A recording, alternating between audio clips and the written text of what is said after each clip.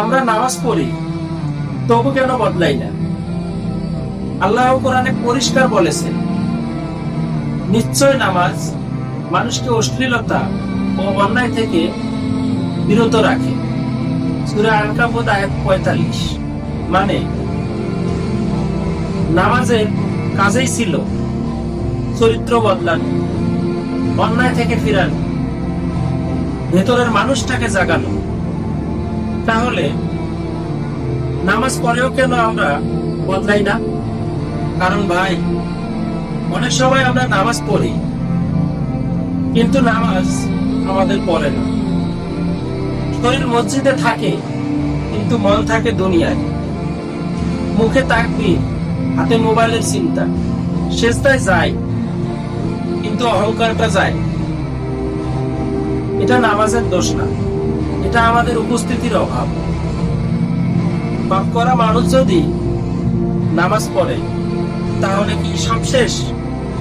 না ভাই, এখানে সবচেয়ে গুরুত্বপূর্ণ কথা, নামাজ না পড়া অবস্থায় পাপ করলে মানুষ আর ফেরার দরজা খুঁজে পায় না, কিন্তু নামাজ পড়তে পড়তে পাপ করলে একদিন না একদিন নামাজেই তাকে লজ্জা দেবে।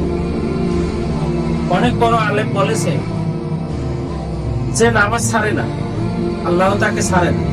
কিন্তু প্রশ্নটা রয়ে যায়, এই নামাজ কি কাজে আসবে? আসবে ভাই, তিনভাবে আসবে। আল্লাহর সাথে সম্পর্কটা ছিন্ন না হয়। আপনি খারাপ করেছে, কিন্তু দরজাটা বন্ধ করেননি। একদিন বদলানোর শেষ দড়িটা নামাজেই হয়। অসংখ্য মানুষ আছে, নামাজ ধরে একদিন গুনাহ ছাড়ে। আখিরাতে হিসাবের প্রথম প্রশ্ন নামাজ। হাদিসে আছে, নামাজ ঠিক হলে বাকিটা সহজ হয়। কিন্তু কঠিন সত্যটাও বলি, যে নামাজ কখনোই আমাকে অন্যায় থেকে ফিরায় না, সে নামাজ আমার জন্য সাক্ষী না হয়ে অভিযোগকারীও হতে পারে। নামাজ পড়বে, হে আল্লাহ, সে আমাকে পড়েছে, কিন্তু আমার কথা শোনেনি। এই কথাটা কাঁপিয়ে দেওয়ার মতো। তাহলে করণীয় কি? নামাজ ছাড়ার কথা না, বরং নামাজটা ঠিক করার চেষ্টা। এক ওয়াক্ত হলেও মন দিয়ে, এক সেজদা হলেও কান্না নিয়ে, একবার হলেও আল্লাহকে সত্যি করে বলা, হে আল্লাহ, আমি ঠিক হতে চাই।